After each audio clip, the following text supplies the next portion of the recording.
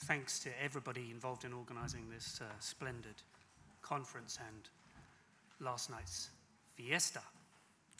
I'm going to speak about something very myopically, a very small moment in Picasso's work. And I'm speaking about it in ways that touch upon Beatrice's paper. The conference is called Picasso and History. And I'm really talking about the and in Picasso and history. So I want to speak about the question of that and. And I'm going to speak not about history as a whole, but about politics, if we think of that as a subsection of how we think historically, and indeed about the notion of political events, or things we could identify as events. So there ought to be a question at the end of my title, Paris, 6 February 1934, Drawing Fascism, question mark.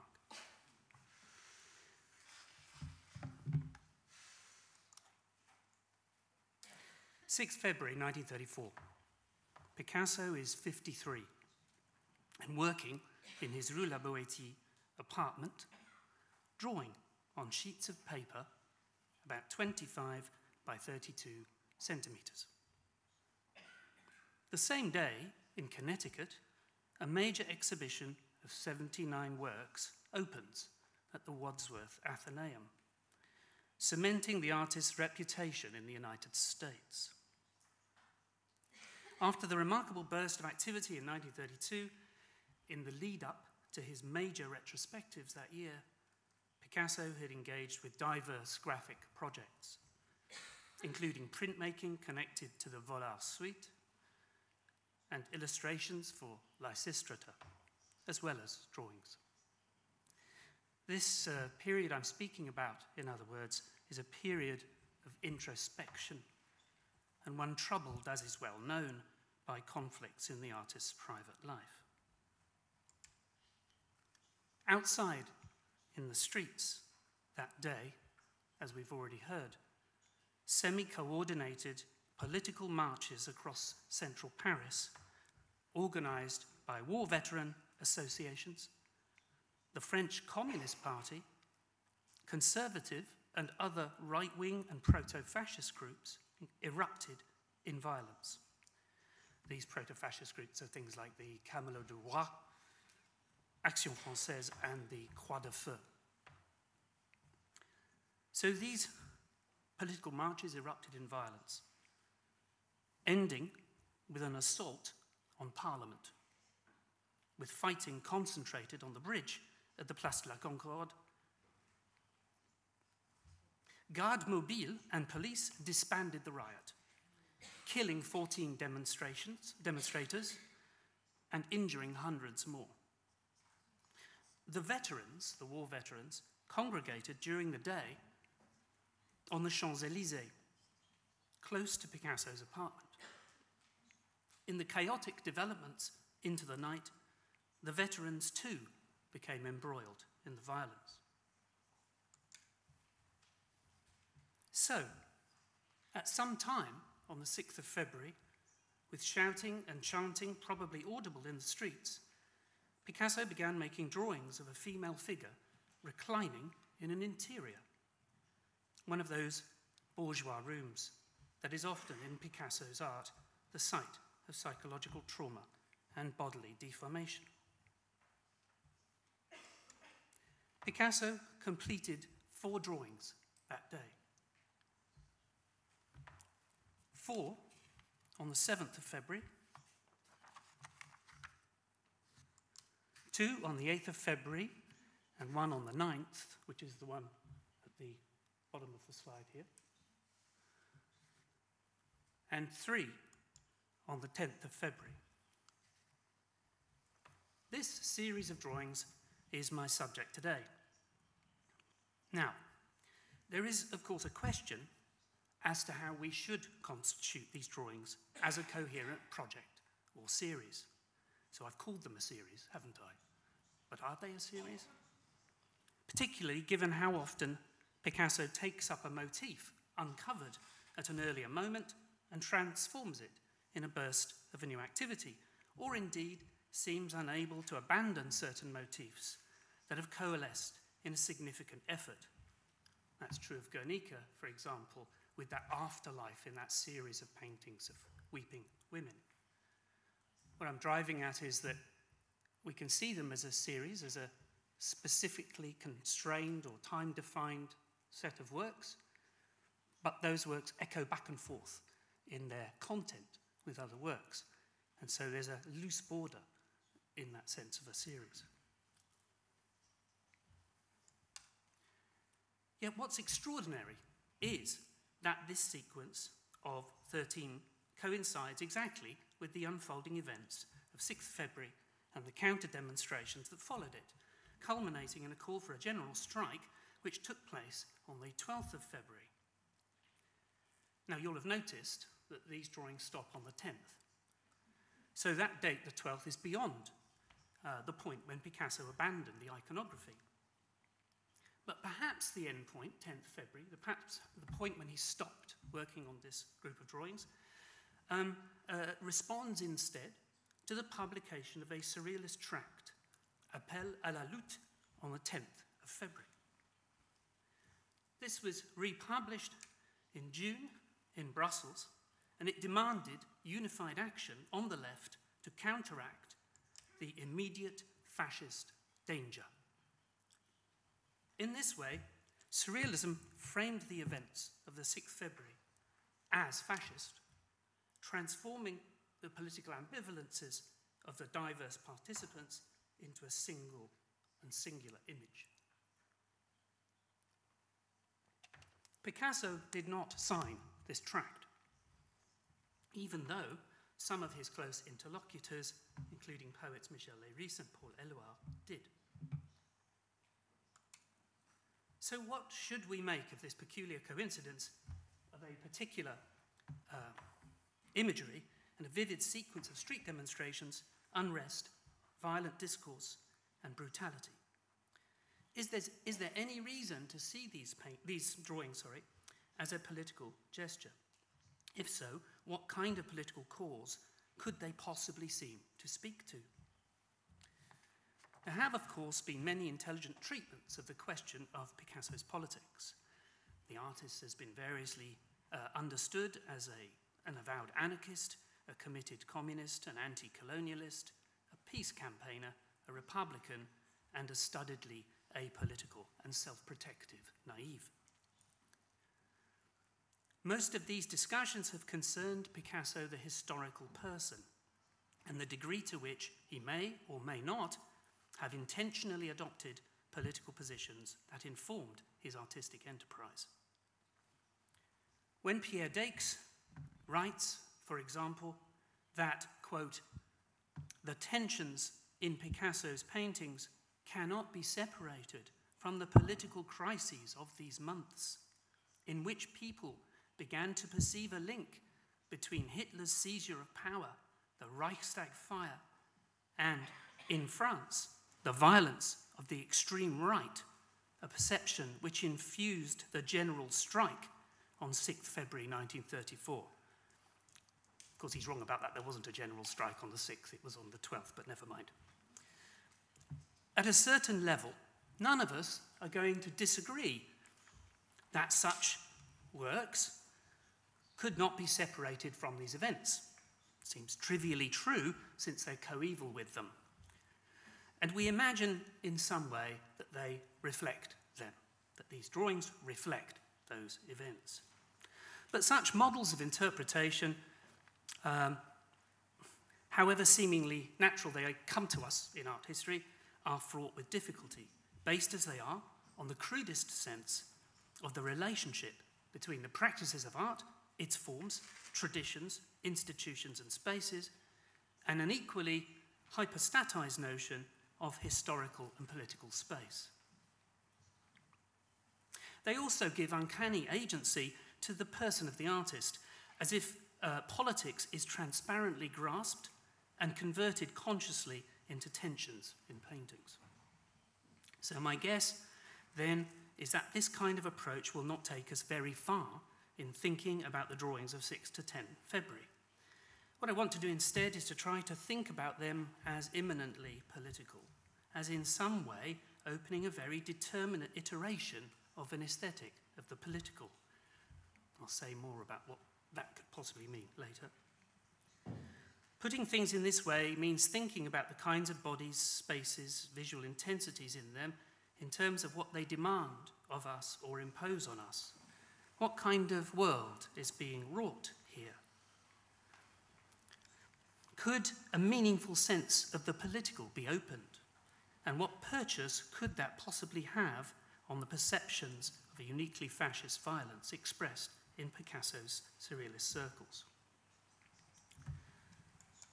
Unlike the so-called Minotaur Grunewald variations that featured in the first volume of Minotaur mentioned in Pepe's lecture at the beginning of the conference, these drawings were not published in surrealist journals and had to wait to see the light of day in Zervos's volume 8 of 1957.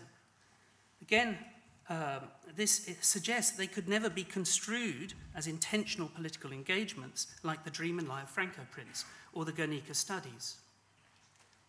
So I want to examine the drawings to attempt to capture their visual imagery, handling, and at the same time handling their trenchantly violating depiction of the body, at least as we try to contemplate them as political visions, means holding at bay any simple equation of this violation with the violence in the street. To say this once again, instead, I want to explore the forms of embodiment, space, gesture, and presence in the drawings. At the end, I'll attempt to draw out how we might think about such things in relation to political experience, and perhaps to the specific eruptions of politics with which they are coincident. So, I'm going to talk through these drawings now. We don't know the sequence in which the drawings appeared on each day. Here is a figure reclining on a floral bedspread or chaise longue in a darkened room. Sunlight is visible through the louvres of a Venetian blind and streaming in angled streaks of the pen. The figure draws on the animality of earlier Surrealist period works and their paroxysmal imagery of Charcot's Salpêtrière asylum photographs of so-called hysterical patients, which were published in La Révolution Surréaliste in 1928. These currents are visible in two other drawings of the same day, where one plays, like this one here, plays on the tradition of including luxuriant still life elements in female nude paintings, while extending the sense of sexual aggression. And another exploits the grotesque in a new and more elaborate setting.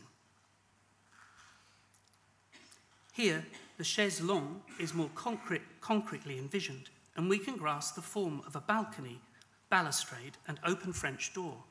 Somewhere in the centre, a dismembering occurs, accompanied with the pulling up of some kind of garment. Curiously, in an element that recurs later, rays of light seem to emanate from the figure's extended hand. The fourth drawing of 6th February is markedly different from the first three. It's conceived as if seen from above, with elements shown in plan and profile irrationally. The figure now appears garbed in some sort of striped tabard, balancing comically a teacup on one foot and a teapot on the other. The balustrade and window appear again, and outside is the schematic form of a flying swallow. There is a cat, or a picture of one, on the chaise, a pot plant, and another framed picture. It is, as ever, a deeply challenging proposition to describe effectively such works. It's possible to name what we see, which is what I've been doing, to evoke it somewhat through figural language, but something of the sheer strangeness, the oniric horror or comedy in them is difficult to match. What appears on the first day of drawing? Ruptures in the order of the body and the balance of the mind.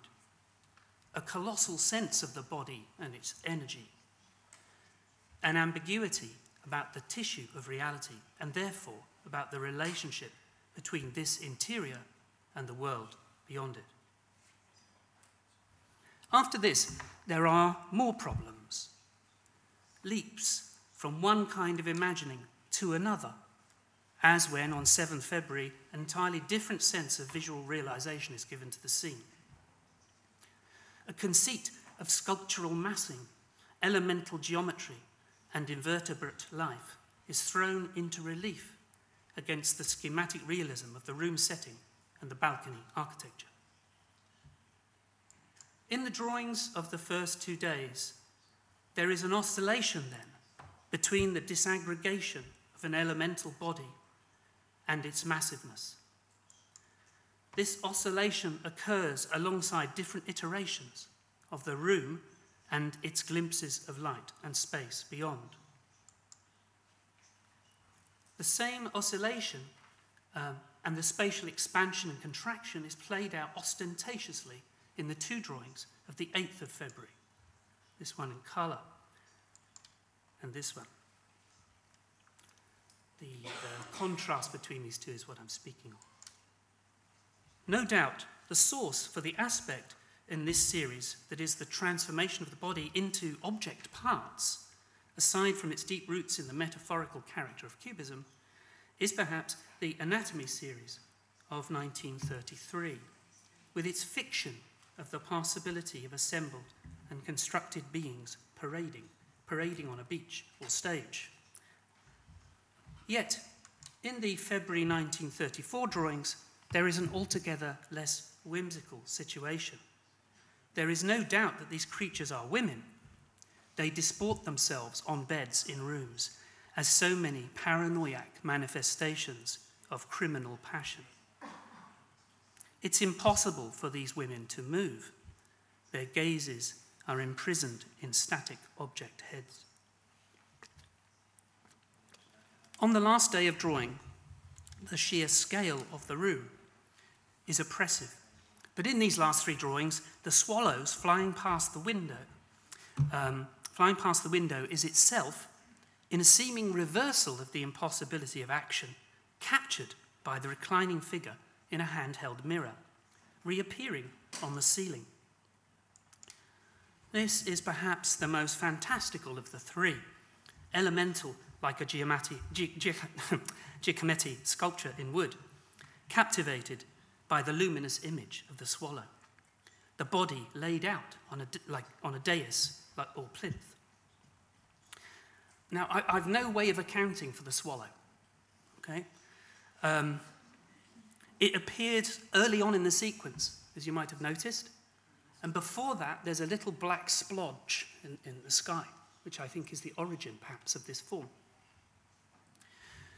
Slang of the period, for what it's worth, included the phrase hirondelle de nuit for a prostitute, or lady of the night in English. But that would be a ridiculously literal reading, I think.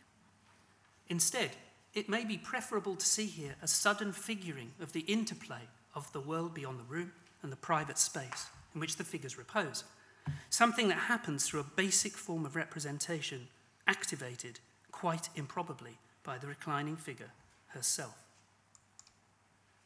That's the last of the drawings.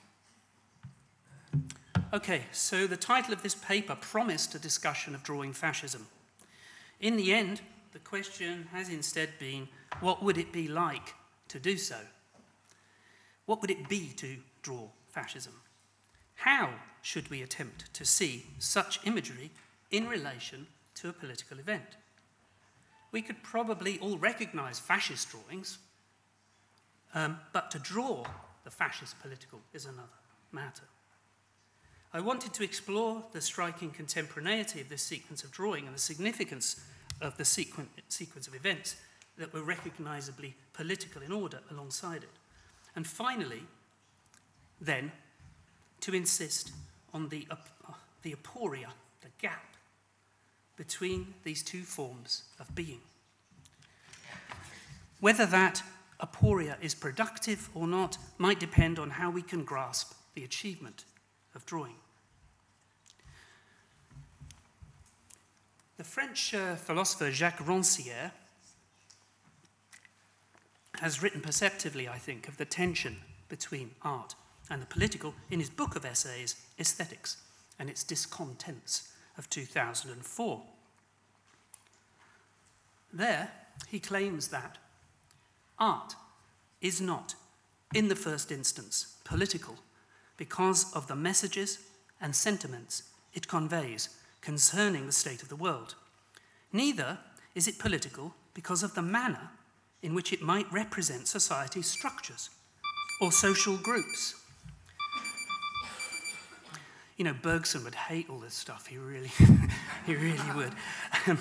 Their conflicts and identities.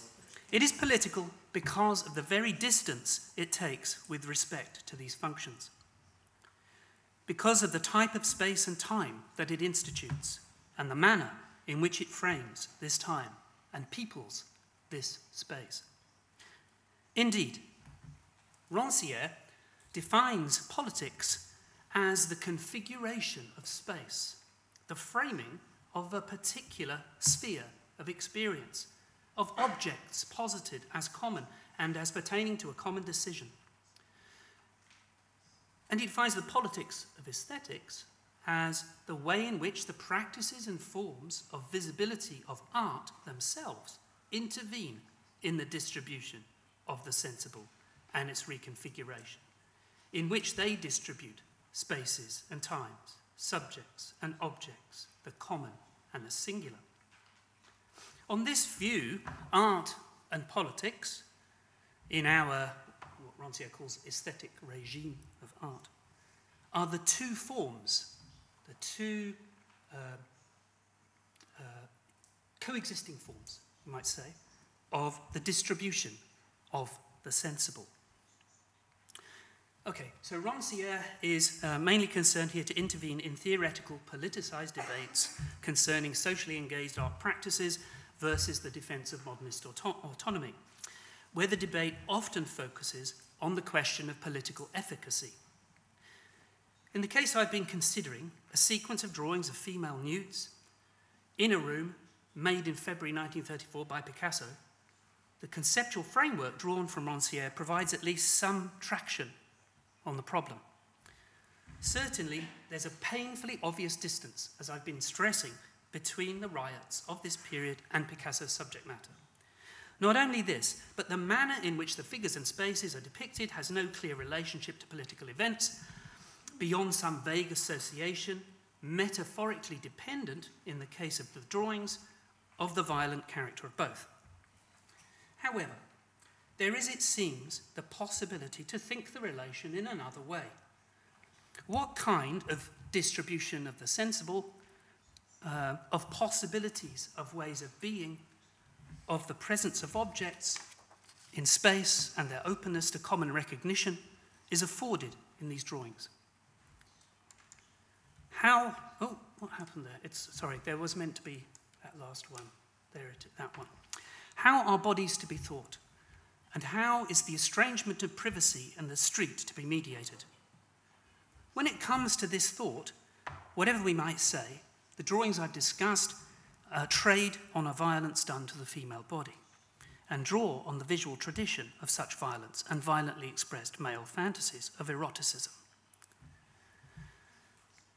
It might nevertheless even be right for us to entertain in the drawings a masochistic identification with this figure, aspects of which seems to echo the dying Marat in David's martyrdom picture of 1793. But how are we, while holding on to this morally monstrous dimension, to avoid the implication there's no political project in play, and that instead a kind of moral nihilism, a political despair, is all that is left? Or should we imagine these drawings in their extraordinary invention and psychological intensity as propositions for a redistribution of the sensible to overcome the politics of fascism? Last paragraph, very short. These are no doubt very abstract-sounding observations, but what they point to in the end is the difficulty that remains in tackling the relationship between this kind of venture in art and historical events. especially where those events count as political? Is a reflected flying swallow a symbol? Is the fragmentation of the female body a metaphor? What is being figured in this strange sequence of drawings in the end? Perhaps the best we can do is to hold on to that difficulty, this productive difference between one way of reordering the world and another. This is what makes it possible to grasp both art and politics in their aporetic relation, challenging each other in visions of being, redistributions of the sensible. Okay, stop there. Thank you.